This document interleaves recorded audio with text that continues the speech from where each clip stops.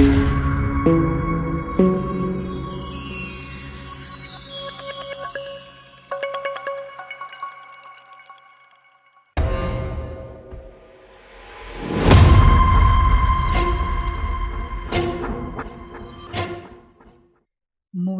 अगर अपनी मोहब्बत हासिल करना चाहते हो तो फिर तुम्हें शाने की हड्डी लाने का कष्ट तो उठाना ही पड़ेगा।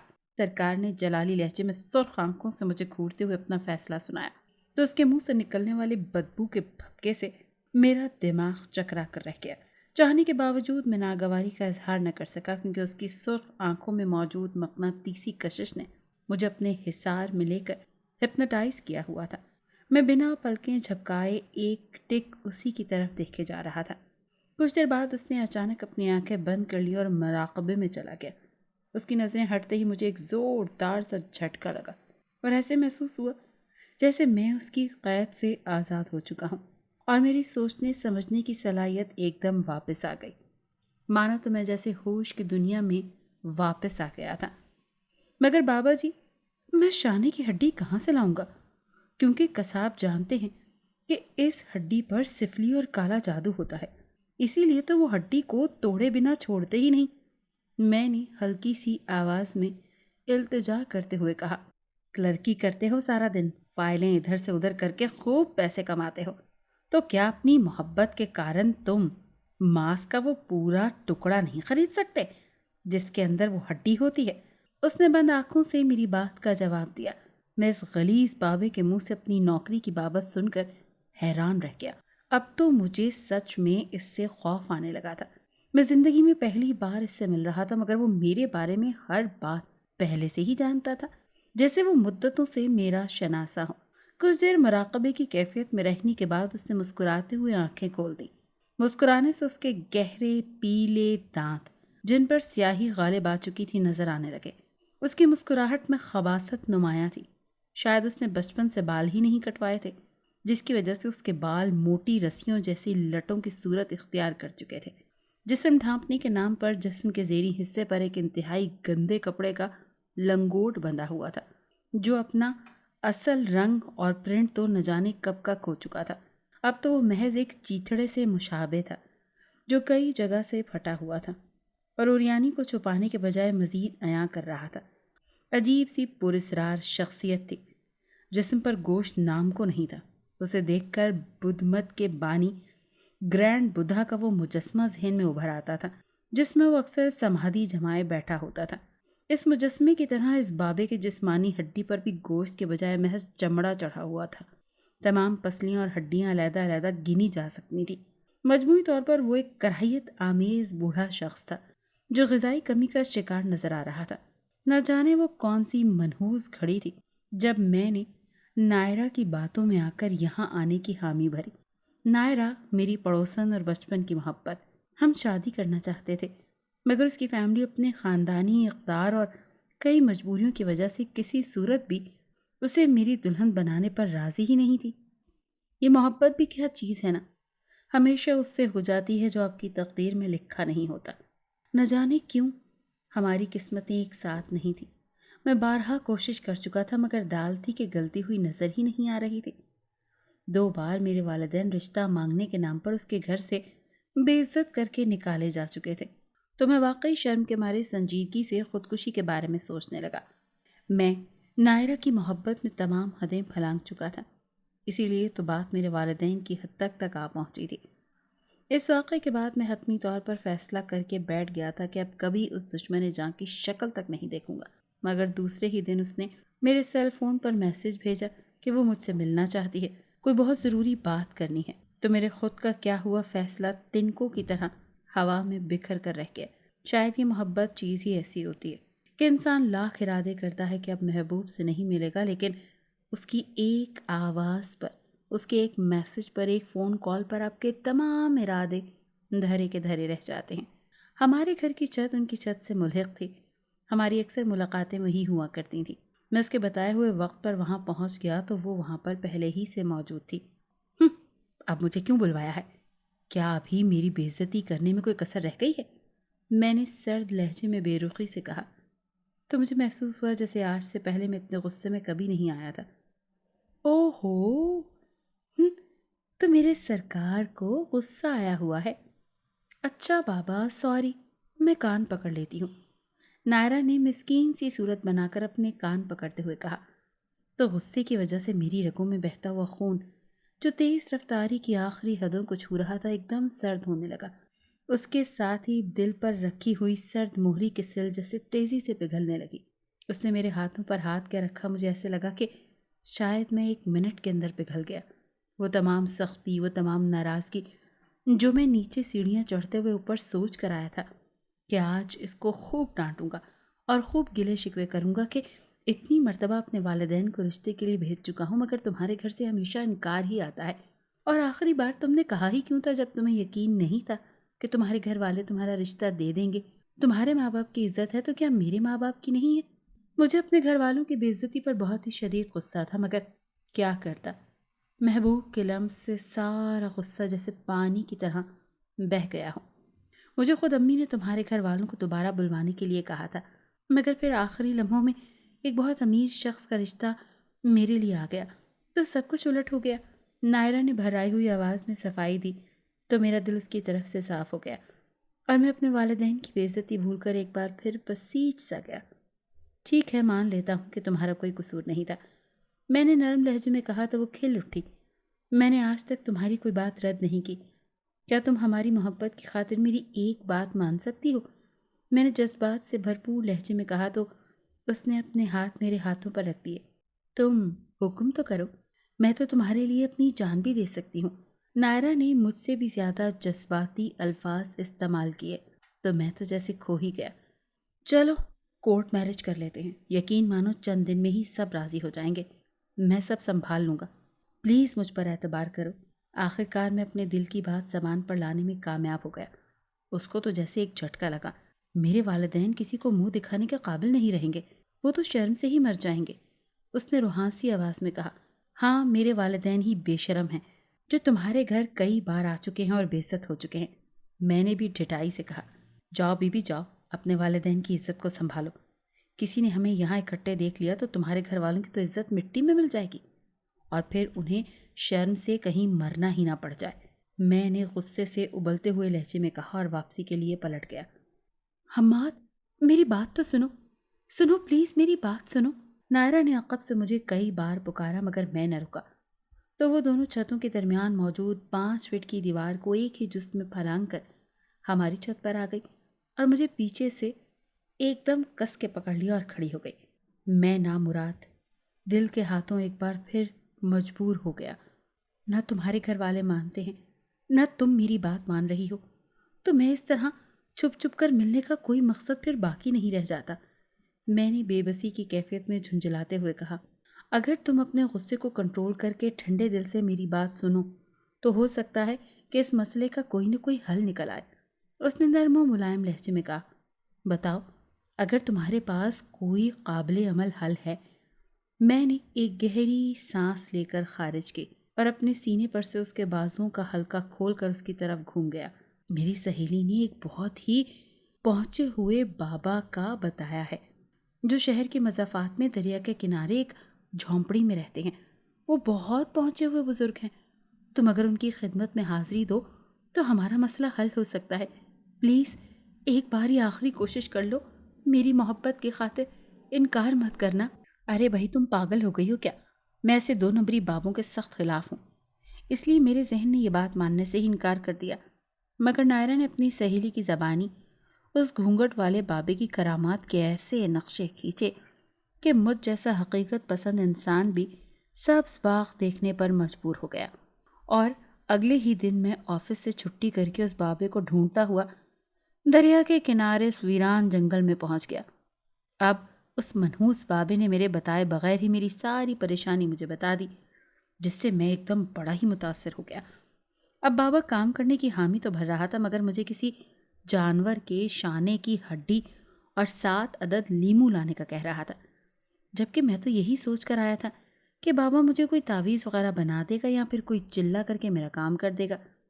अब मरता क्या ना करता के मिस्ताक हामी भरनी पड़ी। ठीक है बाबा जी, मैं हड्डी और लीमू ले आऊँगा, मगर आपकी फ़ीस क्या होगी? بالآخر میں نے وہ بات کی جس سے اسے دلچسپی ہو سکتی تھی۔ میں تم سے کچھ نہیں لوں گا، اس نے اسپاٹ لہجے میں جواب دیا تو مجھے تو اپنے کانوں پر یقین ہی نہیں آیا کہ وہ واقعی کہہ رہا تھا کہ فیس نہیں لوں گا۔ بابا جی، میں سمجھا نہیں، میں نے بے اعتباری سے پوچھا۔ میں تم سے کوئی روپیہ نہیں لوں گا، ہاں اگر تم مجھے کچھ دینا چاہتے ہو تو جب تمہارا کام ہو جائے تو میرا ایک چھوٹا سا کام کر دینا۔ بابے نے ایک بار پھر سے اپنی پراسرار مسکراہٹ چہرے پر سجاتے ہوئے کہا، میں وعدہ کرتا ہوں کہ اگر میرا کام ہو گیا تو آپ جو کہو گے میں کروں گا۔ میں نے دھڑکتے دل سے وعدہ کر لیا۔ نائرہ سے شادی کا سن کر ہی میرے دل کی دھڑکنیں بے ترتیب ہو گئی تھی۔ دیکھ بالک، تو ہم سے وعدہ کر رہا ہے، تو نائرہ سے سگائی کے بعد میرا کام کرے گا۔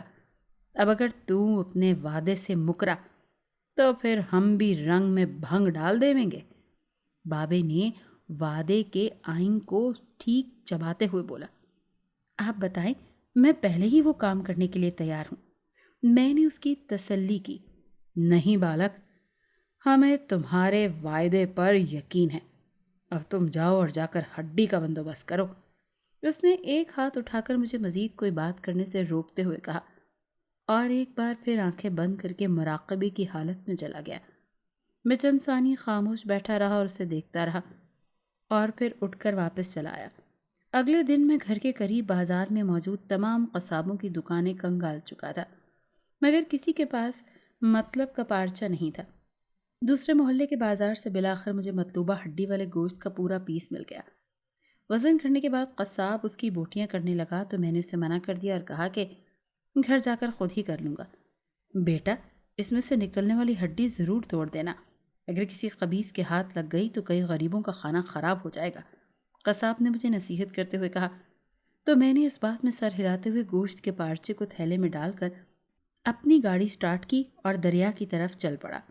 ایک ویران جگہ دیکھ کر میں نے وہاں گوشت میں سے ہڈی کو علیحدہ کیا اور ایک بار پھر بابے کے پاس پہنچ گیا۔ وہ جھونپڑی کے قریب ہی ایک درخت کے نیچے اپنی سمادھی لگائے بیٹھا تھا۔ میرے پاس پہنچتی اس نے آنکھیں کھول دی جو خون کی طرح سرخ ہو رہی تھیں۔ آج اس نے گھونگھٹ نہیں اوڑھا ہوا تھا اور اس کے گندے ترین بال نظر آ رہے تھے۔ آ گئے بالک، میں تمہارا ہی انتظار کر رہا تھا۔ اس نے اپنے پیلے دانتوں کی نمائش کرتے ہوئے میرا استقبال کیا اور میرے ہاتھ میں موجود تھیلا لے لیا اور اس میں سے ہڈی نکال کر اسے غور سے دیکھنے لگا۔ اسی دوران میں نے پوری بیگ اس کے حوالے کر دیا جس میں لیمو بھی تھے۔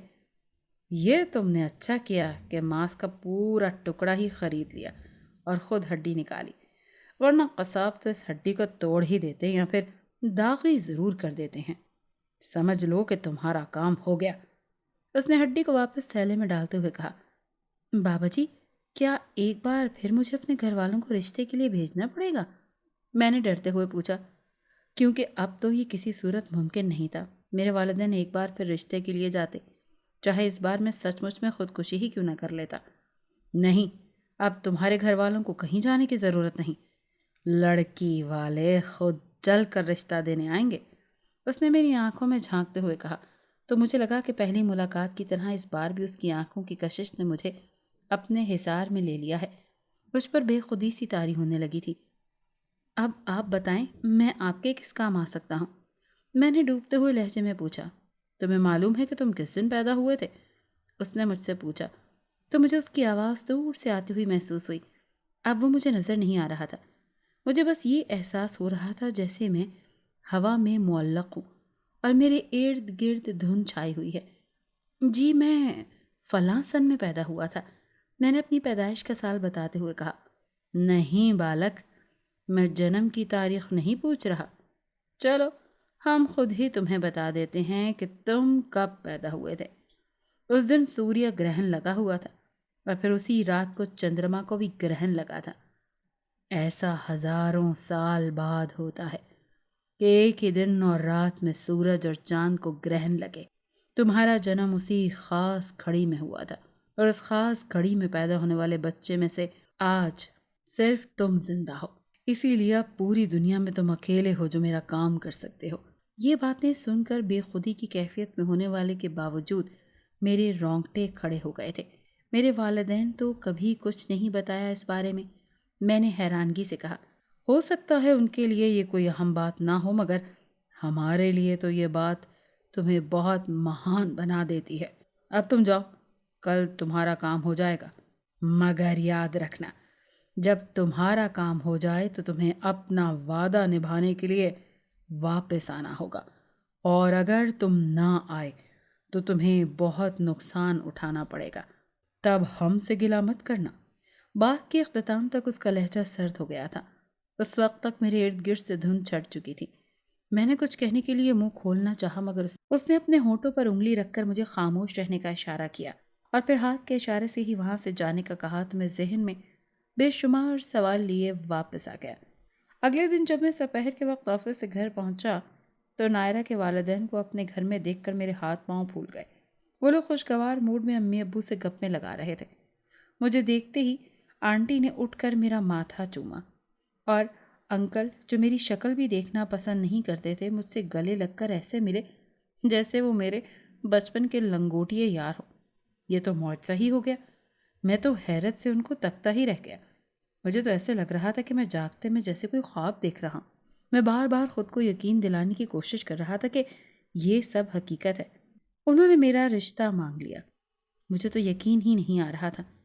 اس کے والد کا کہنا تھا کہ میری ماں نے تو آج ہی نکاح کر دیتے ہیں، نیک کام میں دیری کیسی، ولیمہ وغیرہ محرم کے بعد کر لیں گے۔ انکل نے جب ابو کو مخاطب کر کے یہ جملہ کہا تو جیسے میری ٹانگیں کانپ سی گئیں۔ میرے والد نے کہا کہ نہیں، ان سوگ کے دنوں میں خوشی کی تقریب مناسب نہیں، اور پھر لوگ بھی باتیں بنائیں گے۔ ہم محرم کے بعد دھوم دھام سے شادی کریں گے۔ ابو نے حتمی لہجے میں جواب دیا۔ چلیں بھائی صاحب، جیسے آپ کی مرضی۔ بہرحال نائرہ آپ لوگوں کی امانت ہے ہمارے پاس، آپ جب مرضی ہو آ کر لے جائیں۔ اگلے دن میں مٹھائی لے کر بابے کی جھونپڑی نما آستانے پر حاضری دینے پہنچ گیا۔ میں آج سے پہلے ان تعویذ گنڈے کرنے والوں کو خبیثوں کی لسٹ میں شمار کرتا تھا، مگر آج اس بابے کی تمام تر کراہیت آمیز شخصیت کے باوجود بھی میں اس کے سامنے مجسم تابعدار مرید کی طرح بیٹھا تھا۔ میرا بس نہیں چل رہا تھا کہ اتنے گندے بابے کو اپنے باہوں میں لے کر سینے سے لگا لوں۔ مجھے تو اس بابے پر بھی پیار آ رہا تھا کہ اس نے میرے پیار کو کامیاب کر دیا، اور جیسے اس نے کہا تھا اب نائرہ کی والدہ نے رشتے کی تصدیق بھی کر دی تھی۔ بابے نے تو واقعی سچ کہا تھا، اس نے جو کہا وہ کر دکھایا تھا۔ اب مجھے اس بابے پر یقین آ گیا تھا، بلکہ اس بابے پہ کیا، اب تو مجھے دنیا کے تمام بابوں پر یقین آ گیا تھا۔ ارے بے وقوف ہوتے ہیں وہ لوگ جو کہتے ہیں کہ یہ تعویذ گنڈے کچھ نہیں کرتے۔ کرتے ہیں بھائی۔ اب تو میں کہہ سکتا ہوں کہ میرا ذاتی تجربہ ہے، یعنی بابا نے جو کچھ مجھے بتایا تھا وہ سچ تھا۔ میں ایسے ہی دن میں پیدا ہوا تھا جب سورج کو گرہن لگا تھا اور اسی رات چاند کو بھی گرہن لگا تھا۔ بابا جی بتائیں نا، میں آپ کے کس کام آ سکتا ہوں؟ میں نے انتہائی فرما برداری سے پوچھا۔ بتا دیں گے، بتا دیں گے، ایسی بھی کیا جلدی ہے بالک؟ ویسے تمہارے والد نے انکار کر کے اچھا نہیں کیا، انہیں چاہیے تھا کہ کل ہی نائرہ کو تمہاری دلہن بنا کر گھر لے آتے، تو اسی بہانے تمہیں ہمارا کام کرنے سے پہلے معاوضہ تو مل جاتا۔ بابے نے اپنی چھوٹی چھوٹی آنکھوں کو مزید بھینچتے ہوئے خباثت بھرے لہجے میں کہا۔ تو میرے پاس اس کی مسکراہٹ میں شامل ہونے کے علاوہ اور کوئی چارہ نہیں تھا۔ اگر اس بابے نے میرا کام نہ کیا ہوتا تو جس قدر کراہیت آمیز اس کا حلیہ تھا، میں تو ایک منٹ بھی اس کے سامنے نہ بیٹھتا۔ لیکن اب مجھے وہ بابا پیارا لگ رہا تھا۔ کوئی بات نہیں بابا جی، میں کچھ دن مزید انتظار کر لوں گا۔ آپ نے تو ہمارا گھر خوشیوں سے بھر دیا، میرے لیے اتنا ہی کافی ہے۔ آپ بتائیں میرے لیے کیا حکم ہے؟ میں نے ایک دفعہ پھر اصرار کرتے ہوئے کہا۔ اتنا اصرار کر رہے ہو تو تمہیں بتا ہی دیتا ہوں۔ تمہیں 3 کام کرنے ہیں۔ جب تم ایک کام کر لو گے تب ہم تمہیں دوسرا اور پھر تیسرا کام بتائیں گے۔ سب سے پہلے تمہیں ہمارے لیے کچی مٹی کے بنے ہوئے 7 چراغوں کا بندوبست کرنا ہوگا۔ اس نے میری طرف دیکھتے ہوئے کہا۔ جب میں یہاں آیا تھا تو اس کی آنکھیں خون کی طرح سرخ ہو رہی تھیں، مگر اب وہ نارمل لگ رہی تھی۔ سمجھنے آپ کا کام ہو گیا، اور کوئی حکم؟ میں نے تابعدار مریدوں کی طرح پوچھا۔ چراغوں کو جلانے کے لیے بھی تو کچھ چاہیے ہوگا۔ اس نے میری توجہ تیل کی طرف دلائی۔ جی میں تیل بھی لیتا ہوں گا۔ تیل نہیں بالک، تیل نہیں، ہمیں کچھ خاص چیزیں چاہیے۔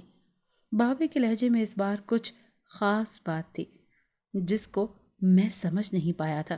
آپ حکم کریں، آپ جو کہیں گے میں لے آؤں گا۔ میں نے ایک بار پھر انکساری سے جواب دیا۔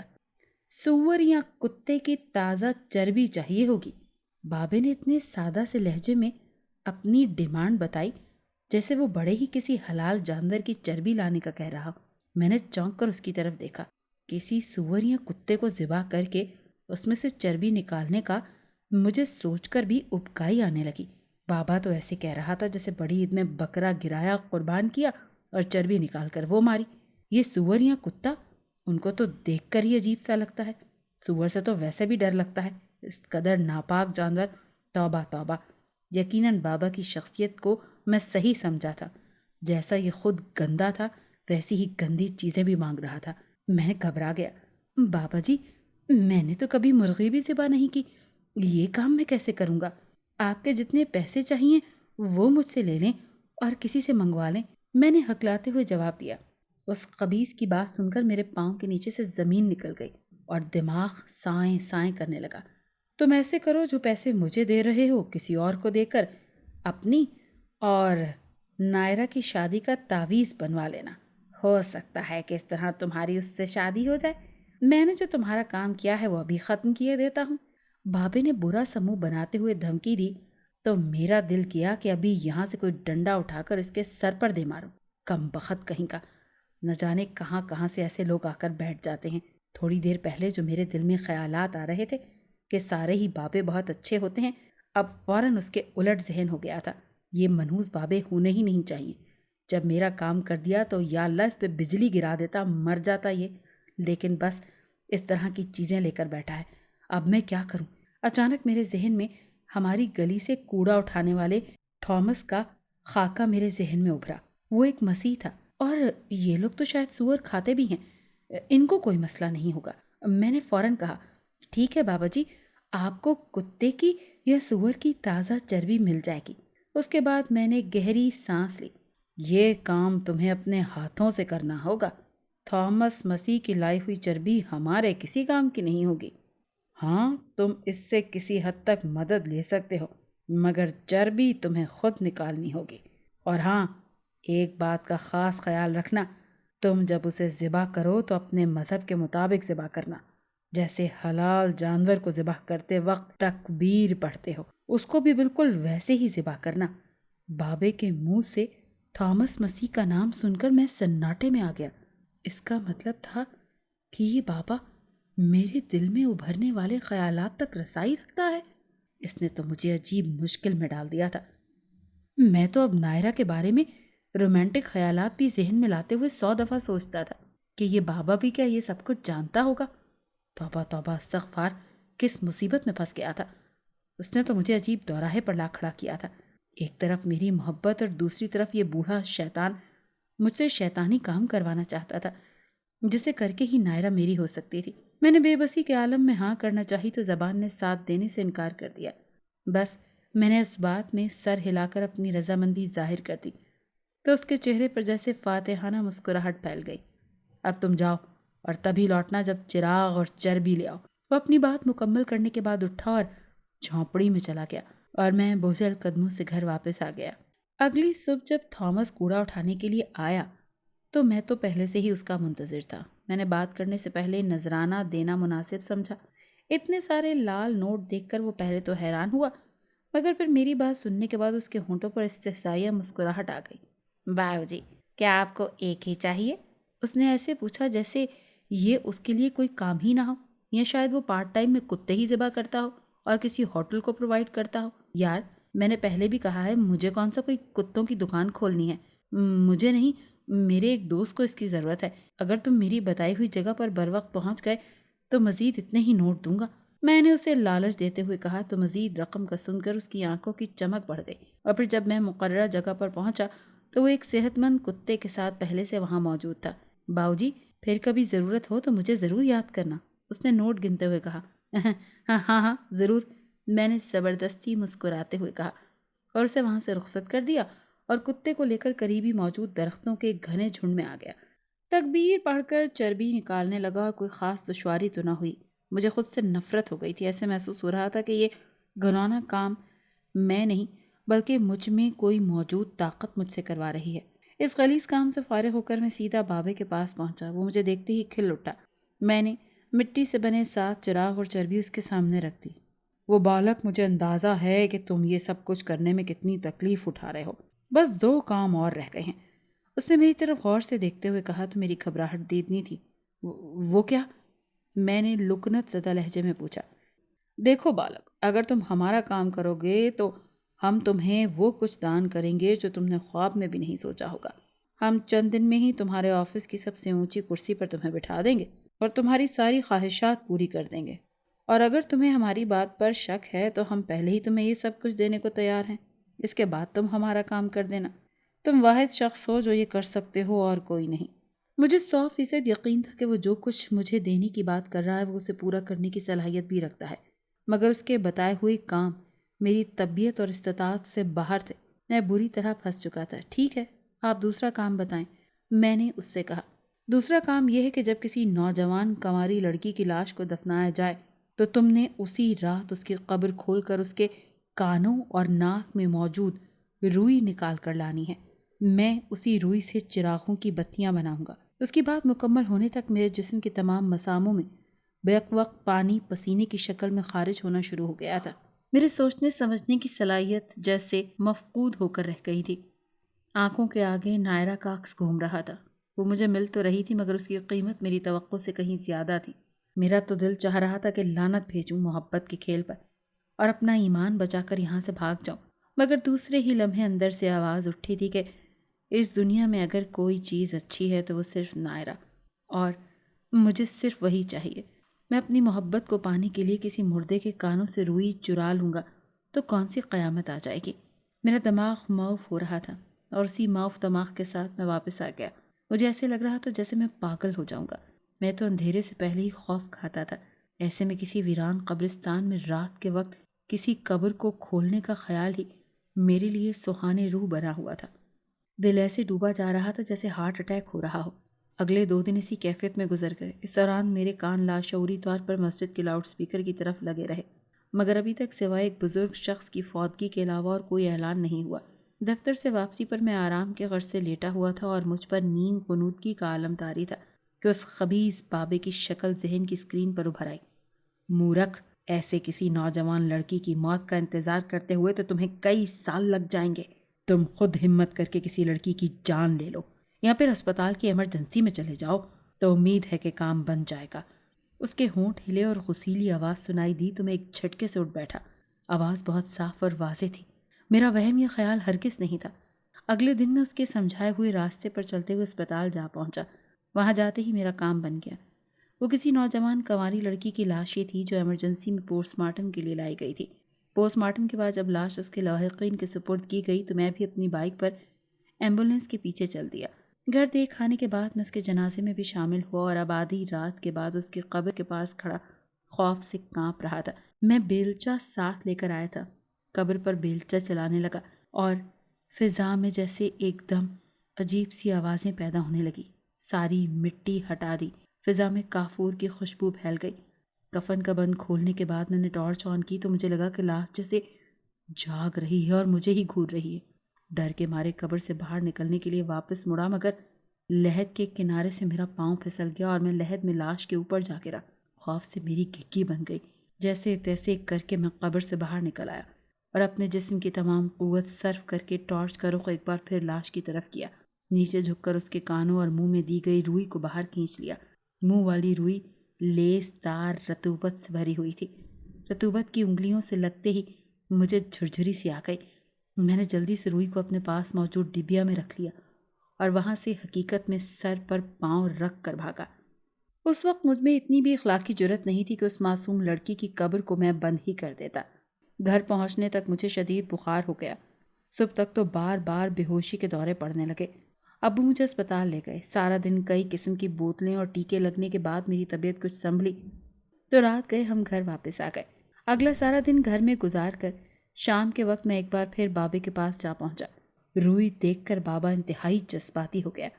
جذبات کی شدت سے اس کے چہرے کے عضلات پھڑکنے لگے۔ میری پشت پر سورج غروب ہونے کو تھا جس کی آخری کرنیں میرے سامنے بیٹھے ہوئے بابے کے چہرے پر پڑ رہی تھیں۔ اس کا چہرہ کسی دہکتے ہوئے شعلے کے جیسا لگ رہا تھا۔ مجھے ایسے لگ رہا تھا جیسے آگ سے بنا ہوا چہرہ مسکرا رہا ہو۔ بس بالک، آج کے بعد تم ہمارے شرن میں ہو۔ ہم نے تمہیں اپنا پتر مان لیا ہے، ہم تمہیں اس دنیا کا امیر ترین شخص بنا دیں گے، لوگ تمہارے جیسی زندگی کی تمنا کریں گے، تم جس ناری کی طرف دیکھو گے وہ خود تمہارے قدموں میں آ بیٹھے گی، بس یوں سمجھ لو کہ تمہارے لیے سورگ اور حوروں کا یہی بندوبست کر دیں گے۔ بابے نے ایک ہاتھ اٹھا کر اتنے تکبرانہ انداز میں کہا جیسے اس کائنات کا سارا نظام اسی کے اشارے کا محتاج ہو۔ وہ تو سب ٹھیک ہے، مگر اس روئی کو آپ نے کیا کرنا ہے؟ میں نے جرت کر کے اپنے ذہن میں آنے والا سوال پوچھ لیا۔ وہ چند ثانیے میری طرف غور سے دیکھتا رہا اور پھر گویا ہوا، ہم نے تمہیں اپنا پتر مان لیا ہے، اس لیے تمہیں بتانے میں کوئی حرج نہیں۔ ہم ساری عمر تپسیا کرتے آئے ہیں، کالے علم کے 5ویں درجے پر پہنچے ہیں۔ اس علم کی تاریخ میں اس درجے پر پہنچنے والے ہم 7ویں انسان ہیں، اس سے آگے آج تک کوئی نہیں بڑھ سکا۔ اب تم جیسا دھن بھاگی مجھے مل گیا ہے تو میرے 7 چراغی چلے کی راہ ہموار ہو گئی ہے۔ اب مجھے 6 درجے کی طاقتیں حاصل کرنے سے کوئی نہیں روک سکتا۔ بس تم آخری چیز مجھ تک پہنچا دو، اس کے بعد ساری زندگی عیش کرو، اور عیش بھی ایسا جس کی دنیا حسرت کرے۔ اس نے تفصیل کے ساتھ سارے عمل کی وجہ بتائی اور خاموش ہو گیا۔ اور تیسرا کام کیا ہے؟ میں نے خاموشی توڑتے ہوئے پوچھا۔ اس وقت تک سورج غروب ہو چکا تھا اور اندھیرا تیزی سے گہرا ہونے لگا تھا۔ آخری کام تو پہلے سارے کاموں سے آسان ہے۔ تمہاری مقدس مذہبی کتاب کے پہلے 4 اور آخری 3 ورق چاہیے۔ بابے نے اپنائیت سے کہا۔ ان اوراق کا کیا کرو گے؟ میں نے چونک کر پوچھا۔ جو 7 چراغ چلاؤں گا ان چراغوں کے نیچے رکھنے ہیں، اس نے بدستور ملائم لہجے میں جواب دیا۔ اس کی بات سن کر تو میرے اندر جیسے کوئی چیز ٹوٹ گئی اور یکدم میری رگوں میں بہنے والا خون پارا بن گیا۔ میں لا حول ولا قوت پڑھتا ہوا اچھل کر کھڑا ہو گیا۔ مجھ جیسا گنہگار اور دین سے دور شخص بھی مقدس کتاب کی بے حرمتی کا سن کر ہتھے سے اکڑ گیا۔ میرے منہ سے لا حول ولا قوت کے الفاظ سن کر بابا ایسے جھٹکا کھا کر پیچھے کو ہوا جیسے اچانک اس نے کوئی سانپ دیکھ لیا ہو۔ مورکھ، ہم نے نائرہ کو تمہارے قدموں میں لا پھینکا، اپنا پتر مان لیا، دنیا کی تمام آسائشیں تمہارے نام کر رہے ہیں، بدلے میں تم ہمیں دغا دینے پر تل گئے ہو۔ ہم تم سے نائرہ سمیت سب کچھ چھین لیں گے۔ بابے نے غضبناک لہجے میں پھنکارتے ہوئے کہا۔ میرے لیے ایمان سے بڑھ کر اور کچھ نہیں ہے۔ ایک چھوڑو، میں 1000 لڑکیوں کے بدلے بھی اپنے ایمان کا سودا نہیں کروں گا۔ نامعلوم باپ کی اولاد، میں لعنت بھیجتا ہوں تم پر اور نائرہ پر بھی۔ میں نے غراہٹ بھرے لہجے میں جواب دیا اور غصے کی شدت سے اسے مارنے کے لیے آگے بڑھا اور پوری قوت سے اسے تھپڑ دے مارا، مگر تھپڑ اسے لگنے کے بجائے میرا ہاتھ ہوا میں ہی گھوم گیا۔ وہ ایک لمحہ پہلے جہاں موجود تھا اب وہاں نہیں تھا۔ میں نے گھوم کر دیکھا تو وہ ایک طرف کھڑا مجھے گھورے جا رہا تھا۔ اس کی آنکھوں سے شرارے نکل رہے تھے۔ اس کے اس طرح غائب ہو کر دوسری جگہ پہنچ جانے پر میں بہت خوفزدہ ہو گیا تھا۔ میں تمہارا سب کچھ نشٹ کر کے تمہیں دنیا کے سامنے عبرت کا نشان بنا دوں گا، اس نے مجھے دھمکی دیتے ہوئے کہا۔ تو اس کا لہجہ غیر انسانی تھا۔ اب میرے پاس وہاں سے بھاگنے کے علاوہ اور کوئی راستہ نہیں تھا۔ میں مقدس کتاب کی آیات باوا سے بلند پڑھتا ہوا اپنی گاڑی تک پہنچا اور پھر آندھی طوفان کی طرح سے اڑاتا ہوا شہر کی طرف جانے لگا۔ ابھی میں نے چند فرلانگ کا فاصلہ ہی طے کیا تھا کہ میری گاڑی جھٹکے سے رک گئی۔ میری ہر ممکن کوشش کے باوجود بھی وہ دوبارہ سٹارٹ نہ ہوئی تو میں پیدل ہی چل پڑا، مگر مجھے ایسے لگ رہا تھا جیسے میرے پیچھے کوئی آ رہا ہے، مگر جب مڑ کر دیکھا تو کوئی نظر نہیں آیا۔ کئی بار تو ایسے ہوا کہ کوئی چیز مجھے چھوتی ہوئی گزر گئی ہو۔ خوف کے مارے میرے رونگٹے کھڑے ہو گئے۔ اس تمام دورانی میں مقدس کلام کو اونچی آواز میں پڑھتا رہا، قرآن پاک کی آیات کا ورد کرتا رہا۔ خوف سے پیچھا چھڑانے کے لیے شاید میں لاشعوری طور پر ایسا کر رہا تھا۔ آخر میں ایسی صورتحال سے نمٹتا ہوا کئی کلومیٹر کا سفر کر کے شہر پہنچ گیا، اور شہر پہنچنے کے بعد میں بس کے ذریعے اپنے گھر پہنچ گیا۔ ابھی میں اپنے گھر سے چند مسافت پر تھا کہ رات گہری ہو چکی تھی۔ میں گھر کی طرف ہی چلا تھا کہ سارے علاقے کی بجلی آف ہو گئی۔ اندھیرا اتنا گہرا ہو گیا کہ ہاتھ کو ہاتھ سجائی نہیں دے رہا تھا۔ دفعتاً مجھے اپنے پیچھے کسی کے چلنے کی آواز آئی، جیسے کوئی عورت پازیب پہنے میرے پیچھے آ رہی ہو۔ میں نے مڑ کر پیچھے دیکھا تو اندھیرا ہونے کی وجہ سے مجھے کچھ نظر نہیں آیا۔ اتنا ضرور تھا کہ میرے رکنے سے پازیبوں کی آواز بھی رک گئی تھی۔ میں اپنا وہم سمجھ کر ایک بار پھر چل پڑا تو آواز پھر سے آنے لگی۔ میرے اعصاب ایک بار پھر سے تن گئے۔ میں نے اپنی رفتار بڑھا دی اور باوا سے بلند آیت کریمہ پڑھنے لگا۔ میں خوف کے مارے دوڑنے لگا۔ میرے پورے جسم کی طاقت سمٹ کر جیسے میری ٹانگوں میں آ گئی تھی۔ میں اپنی زندگی میں پہلے کبھی اتنا تیز نہیں دوڑا۔ کچھ دیر پہلے تو ایسا لگ رہا تھا کہ میرے پیچھے کوئی عورت آ رہی ہے، مگر اب ایسے لگ رہا تھا جیسے وہ میرے ساتھ ہی دوڑ رہی ہے۔ میں خود بخود اپنی رفتار تیز کر رہا تھا۔ میری سانس دھنکنی کی طرح چلنے لگی تھی۔ میری ٹانگیں کانپ رہی تھیں۔ میں قدم رکھ کہیں رہا تھا اور وہ پڑ کہیں رہے تھے۔ اسی کشمکش میں اپنے گلی میں پہنچ گیا تو دل کو کچھ ڈھارس ہوئی۔ ابھی میں اپنے گھر کے تقریباً سامنے پہنچا تھا جب اچانک کسی نے مجھے زور سے دھکا دیا تو میں توازن کھو بیٹھا اور قلا بازیاں کھاتا ہوا دور جا گرا۔ اس طرح گرنے سے جسم پر کئی جگہ خراشیں آ گئیں۔ میں نے مڑ کر عقب میں دیکھا تو میری سٹی گم ہو گئی۔ میرا حلق اس قدر خشک ہو چکا تھا کہ تھوک نکلنا بھی مشکل ہو گیا۔ بلا شبہ وہی خبیث کچھ فاصلے پر کھڑا مجھے شعلہ بار نظروں سے گھور رہا تھا۔ میں تمہیں آخری موقع دے رہا ہوں بالک، اپنے کیے ہوئے وعدے کو پورا کر، پرنتو تو ساری زندگی نائرا کی شکل دیکھنے کو بھی ترسے گا اور میں تیرے جیون کو نرک بنا دوں گا، بالکل گندی نالی کے کیڑے جیسی۔ اس نے انتہائی سرد لہجے میں وارننگ دی تو مجھے اپنی ریڑھ کی ہڈی میں سنسناہٹ دوڑتی ہوئی محسوس ہوئی۔ بری طرح گرنے کی وجہ سے میری آنکھوں کے آگے نیلے پیلے تارے گردش کر رہے تھے۔ تاریکی جیسے بار بار ذہن پر جھپٹ رہی تھی۔ میں نے اپنی ہمت جمع کی اور اس کی آنکھوں میں آنکھیں ڈال کر اسے مخاطب کرتے ہوئے کہا، میری جان لے سکتے ہو تو لے لو، مگر تم میرا ایمان کسی صورت نہیں چھین سکو گے، چاہے تم کالے جادو کے آخری درجے پر ہی کیوں نہ پہنچ جاؤ۔ میں تم پر اور ایسی محبت پر لعنت بھیجتا ہوں جس کے لیے مجھے اپنا ایمان گنوانا پڑے۔ آخری الفاظ کہتے ہوئے میرا ذہن تاریکی میں ڈوب گیا۔ مجھے واپس ہوش و حواس کی سرحد میں داخل ہونے پر سب سے پہلا جو احساس ہوا جیسے میں بارش میں بھیگ رہا ہوں۔ اس کے ساتھ ہی مجھے جسم کے مختلف حصوں میں اٹھنے والی درد کی تیز لہروں نے مکمل طور پر ہوش کی وادی میں لا پھینکا تو میں نے کراتے ہوئے آنکھیں کھول دی۔ میرے اوپر ایک سفید بارش فرشتہ صورت شخص میرے چہرے پر پانی کے چھینٹے ڈال رہا تھا۔ قریبی گھر کے سب افراد موجود تھے جن کے چہرے غم کی تصویر بنے ہوئے تھے۔ وہ فرشتہ صورت شخص میرے لیے اجنبی تھا۔ مجھے ہوش میں آتا دیکھ کر سب کے چہرے کھل اٹھے اور کچھ دیر میں تمام واقعات و جزیات سمیت مجھے سب کچھ یاد آنے لگا۔ سب لوگ ذرا باہر جائیں، مجھے برخوردار سے اکیلے میں کچھ بات کرنی ہے، اس بارش بزرگ نے کہا تو سب لوگ باہر چلے گئے۔ میں نے کچھ کہنے کے لیے منہ کھولا ہی تھا کہ اس نے مجھے خاموش رہنے کا اشارہ کیا اور میں اپنے ہونٹ بھینچ کر رہ گیا۔ تمہیں کچھ کہنے کی ضرورت نہیں ہے، مجھے سب معلوم ہے کہ تم کن چکروں میں پھنس کر اس خبیث کے ہتھے چڑھے تھے۔ تمہارے ایمانی جذبات دیکھ کر میری ڈیوٹی لگائی گئی ہے کہ میں تمہاری جان اس سے چھڑواؤں۔ تمہاری قسمت اچھی تھی کہ میں بر وقت پہنچ گیا، ورنہ اب تک تو منکر نکیر تمہارا حساب بھی لے چکے ہوتے۔ بہرحال تم مبارکباد کے مستحق ہو کہ تم نے اس کے کسی لالچ میں آ کر اپنی ابدی زندگی خراب نہیں کر لی۔ میں نے اس خبیث کا ایسا بندوبست کر دیا ہے کہ وہ اب تمہیں کبھی تنگ نہیں کر سکے گا۔ تمہیں اپنے گھر والوں کو کچھ بتانے کی ضرورت نہیں ہے، میں نے بھی انہیں کچھ نہیں بتایا۔ اور ہاں، نائرا کا خیال ذہن سے نکال دو، وہ تمہاری قسمت میں نہیں ہے۔ اس فرشتہ صرف انسان نے تفصیل سے بات کی تو صورتحال مجھ پر واضح ہو گئی۔ اب مجھے اجازت دو۔ اس نے جانے کی بات کی تو بے اختیار میں نے پوچھ لیا کہ آپ کون ہیں؟ تمہیں یہ جاننے کی ضرورت نہیں اور مجھے بتانے کی اجازت بھی نہیں۔ اس نے بات ختم کرنے کے بعد جھک کر میرے ماتھے پر بوسہ دیا اور کمرے سے باہر چلا گیا۔ اس کی بات سن کر مجھ پر ہیبت طاری ہو گئی۔ وہ یقیناً کسی غیر مرئی مخلوق سے تعلق رکھتا تھا۔ کچھ دیر بعد سب گھر والے اندر آ گئے۔ بیٹا، تم زخمی کیسے ہوئے؟ ابو نے اندر آتے ہی پوچھا۔ وہ ابو ایک چھوٹا سا حادثہ ہو گیا تھا۔ دوسرے دن ہی نائرا کے گھر والے اچانک ہی کسی اور جگہ چلے گئے۔ مہینوں بعد بھی ان کی کوئی خبر نہ آئی تو مجبوراً ہمیں اس کی شادی کی تاریخ کو ختم کرنا پڑا۔ آج میں اپنے 2 بچوں کے ساتھ اپنی ایک بہترین زندگی گزار رہا ہوں۔